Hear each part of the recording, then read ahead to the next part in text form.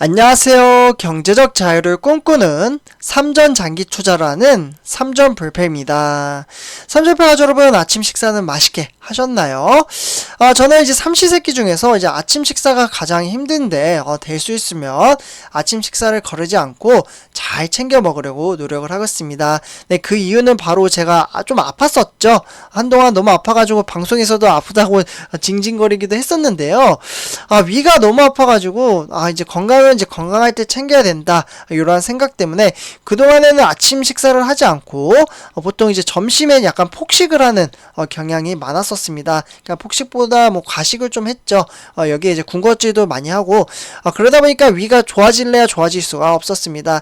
그렇기 때문에 지금 상태는 아주 좋은 편은 아니지만 그래도 많이 나았거든요. 그래서 좀 관리를 해주고 있고요. 그리고 아침도 될 수 있으면 좀 먹으려고 노력을 하고 있습니다. 그래서 30회 가족 여러분들도 혹시 아침 식사 안 하시는 분들은 건강을 생각하셔서 될 수 있으면 좀 드셨으면 좋겠습니다. 그래서 제 방송은 이렇게 이제 건강 항상 챙겨주셨으면 좋겠다, 이렇게 항상 말씀을 드리고요. 그리고 30회 여러분들, 이번 이제 두 번째 시간 좀 말씀드리기에 앞서서 제가 첫 번째 시간에 말씀드렸던 부분을 좀 간략하게 정리를 한 다음에 두 번째 시간 진행해 보도록 하겠습니다. 이게 연결이 좀 돼가지고요. 그래서 이제 삼성전자가 이제 3분기 이제 거의 끝나가고 있습니다. 네, 3분기 하면 이제 9월달이죠. 네, 9월달이 이제 끝나가고 있는데, 보통 이제 3분기가 끝나가면, 그러니까 삼성전자 같은 경우 이제 분기별로 끝나가면 세 가지 요건이 좀 나오게 되죠. 바로 영업이익, 네, 영업이익이 나오고 있고, 분기마다 나오니까 이제 3분기에 대한 영업이익이 나오겠죠. 그리고 두 번째가 매출액, 그리고 우리가 기다리던 이제 바로 배당금. 네, 배당금도 나오는데 솔직히 저는 배당금은 아주 긍정적입니다. 왜냐면 우리 삼전 불패 가족분들도 장기 투자하신 분들은 다 비슷하게 생각할 거라고 생각이 드는데요.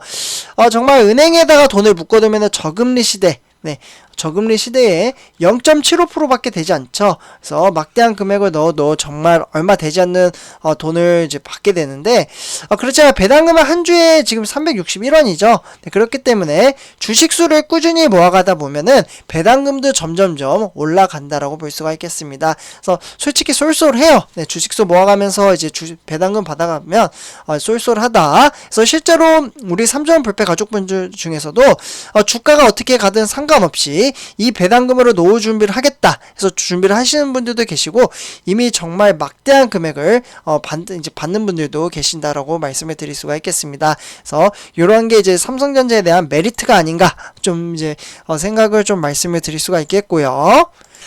어쨌거나 이제 요즘 들어서 이제 삼성전자 주가는 바로 외국인이 좀 주인공이라고 볼 수가 있겠는데요. 외국인들의 이제 수급이 지속적으로 좀 들어오면서 매우 좀 긍정적인 주식 시장이라고 말씀을 드릴 수가 있겠습니다. 네, 그동안 외국인이 정말 애타게 힘들게 만들었죠. 여기 추가적으로 조금 이따 말씀드리겠지만 연기금도 포함이 되어 있습니다. 그동안 좀 잊혀진 것 같아서 이 부분에 대해서 좀 말씀을 드리도록 하고요. 어쨌거나 이제 분기 영업이익 전망치는 지금 현재 15조 2천억 정도로 지금 잡아놓고 있습니다. 네, 그렇기 때문에 이제 지금 요러한 상태에서 이제 증권가, 그러니까 컨센서스 이제 여기에서 이제 발표한 금액은 삼성전자 3분기 15조 4,800억 정도로 지금 바라보고 있고요. 그러다 보니까 이제 메모리나 이제 비메모리 반도체의 수익성 개선이 좀 예상이 되고 있습니다. 네, 그래서 투자 의견, 그러니까 매수죠. 매수와 목표 주가는 아직은 10만전자를 바라보고 있다. 네, 그래서 10만전자만 가더라도 아마 지금 마이너스 나신 분들은 다 이제 수익으로 바뀌게 되겠죠. 그러나 이제 뭐 단락의 주가, 그리고 미래 주가는 모르지만 그냥 전망치는 전망치일 뿐입니다. 그래서 시황 체크만 하시고 넘어가는 게 가장 좋다라고 볼 수가 있겠고요. 어쨌거나 3분기 영업이익에 대한 큰 영향을 미치는 사업 부분은 IM 부분, 요즘 스마트폰이 정말 불티나게 인기가 많죠. 세계 시장에서. 그러다 보니까 IM 영업이익도 지금 3조 좀 넘을 것으로 보고 있고요. 정확히 말씀드리면 이제 추정치는 3조 5,100억 원 이렇게 바라보고 있고, 3분기 스마트폰 이제 출하량은 무려 7천만 대로 좀 이렇게 구성이 되어 있다. 이러한 내용을 첫 번째 시간에 좀 말씀을 드렸습니다. 네, 그러면 이제 1분기 동안 이제 외국인이 정말 많이 매도를 했죠. 네, 여기에 더불어 연기금도 좀 포함이 되어 있다라고 말씀을 드릴 수가 있겠습니다. 제가 삼성전자 주가 전망 시간에도 지속적으로 이제 연기금에 대한 부분은 하도 매도를 매도를 많이 하다 보니까 그냥 이제 넘기는 경우가 일수였는데, 초반에는 강조를 해서 말씀을 드렸었어요. 너무나도 매도를 심하게 하다 보니까 이제는 이제 너무 매도를 하다 보니까 그러려니 좀 했었는데, 오랜만에 한번 이야기를 해보도록 하겠습니다. 연기금의 매물 폭탄, 도대체 얼마나 매도를 했기에 이러한 이야기가 나왔는지 같이 한번 보도록 하겠습니다. 일단 본론으로 들어가기 앞서 구독과 좋아요 한 번씩 부탁드리고요. 그러면 지금부터 시작하도록 하겠습니다. 선접해주분들, 일단은 유가증권 시장에 대한 연기금 순매도 추이, 요거는 그냥 참고 정도로만 바라보시면 좋을 것 같고요.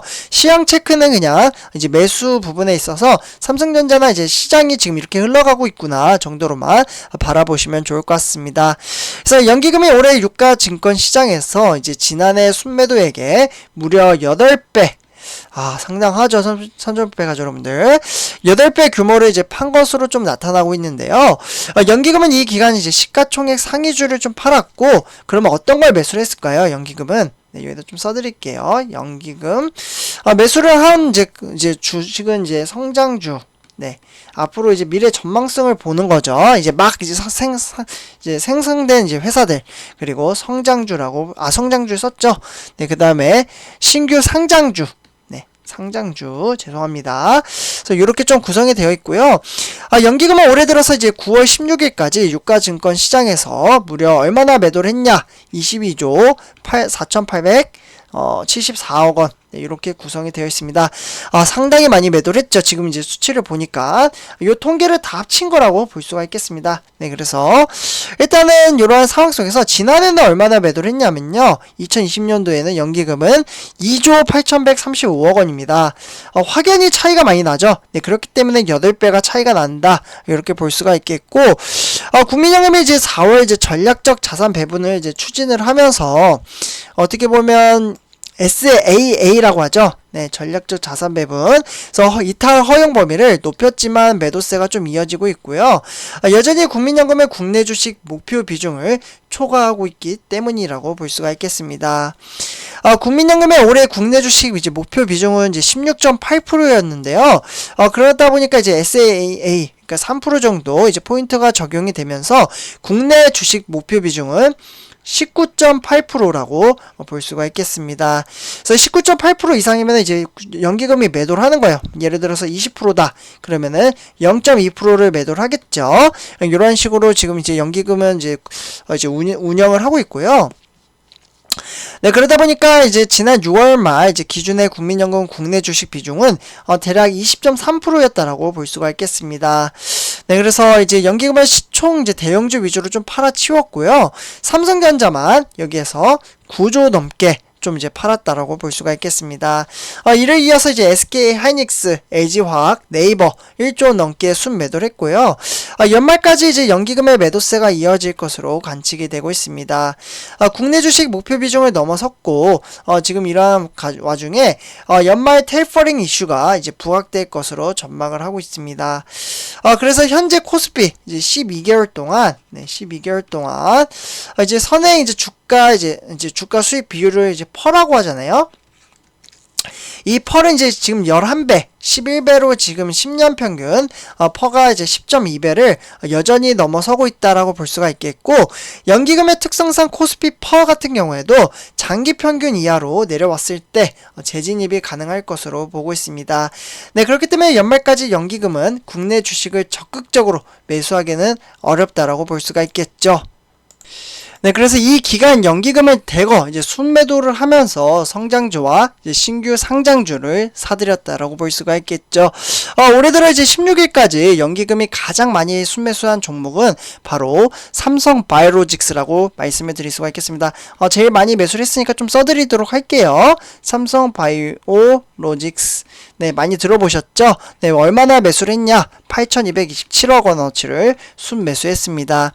그 다음으로 이어서 이제 크래프톤, 정말 인기가 많았죠. 7,487억 원, 그리고 SKIET라고 해서 3,221억 원, 그리고 하이브, SK바이오사이언스, 이러한 순으로 신규 상장주가 딜을 이었습니다.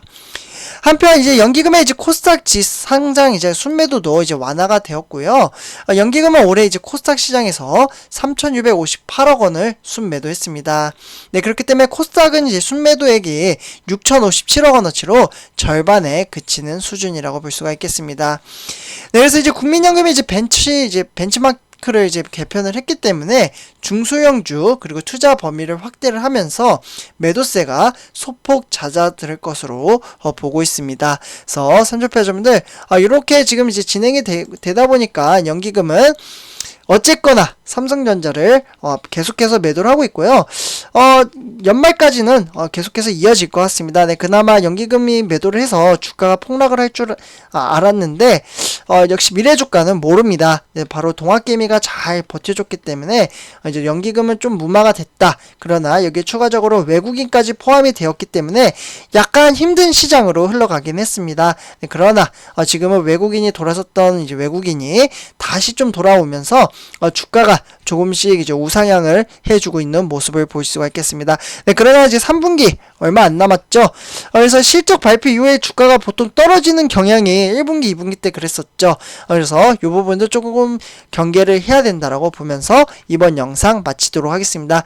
네, 삼성페이저분들 제 영상이 도움이 되셨다면 구독과 좋아요 한 번씩 부탁드리고요. 이번 영상 여기서 마감 짓도록 하겠습니다. 네, 감사합니다.